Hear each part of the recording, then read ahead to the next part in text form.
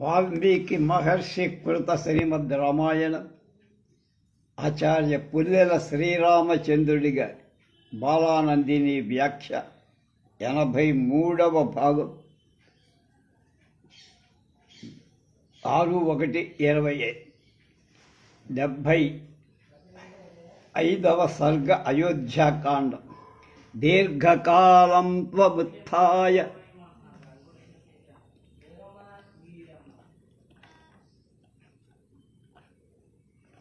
సంజ్ఞాం లబ్ధ్వా చ వీర్యవాన్ నేత్రాభ్యాం అశ్రుపూర్ణాభ్యాం దీనాముద్వీక్ష మాతరం సోమాతృ మధ్యే భరతో జననీమభ్యరుకుచ్చుయత్. వీర్యవంతుడైన భరతుడు చాలాసేపటికి తిరిగి సంజ్ఞ రాగానే అంటే తెలివి లేచి కళ్ళ నీళ్లతో నిండిన కళ్ళతో దీనురాలైన తల్లిని చూసి అమాత్యుల మధ్య ఎందు ఆమెను ఈ విధంగా నిందించ. రాజ్యన్న కామయే జాతుమంతయేన అభిమాతరం అభిషేకన్న జానామి యో భూద్రాజ్ఞా సమీక్షిత విప్రకృష్టే హయం దేశే శత్రుఘ్న సహితో వసం.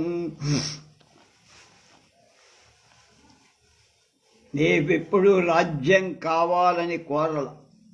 ఈ విషయంలో తల్లితో కూడా ఎన్నడూ ఆలోచన చెయ్య.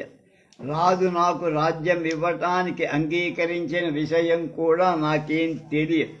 నేను శత్రుఘ్నుడు చాలా దూరమైన దేశంలో ఉన్నాం కదా. వనవాసన్న జానామి రామస్యాహం మహాత్మనః వివాసనం వా సౌమిత్రే సీతాయాశ్చ యథాభవత్. మహాత్ముడైన రాముడు వనవాసానికి వెళ్ళినట్లు కాదు, సీత లక్ష్మణుడు ఏ విధంగా అరణ్యానికి వెళ్ళారు ఆ విషయంగానే నాకేం తెలియదు. తథైవ క్రోశమస్తవ్యా భరతస్య మహాత్మన కౌసల్యా శబ్దమాజ్ఞాయా సుమిత్రాం వేదమబ్రవీత్. మహాత్ముడైన భరతుడు ఈ విధంగా అంటుంటే కౌసల్య అతని కంఠధ్వనిని గుర్తించి సుమిత్రతో ఇలా ఆగత క్రూర కార్యాయ కైకేయ్యా భరతస్సుత తమహం ద్రష్టుమిచ్చామి భరతం దీర్ఘదర్శినం. క్రూరమైన పని చేసిన కైకేయి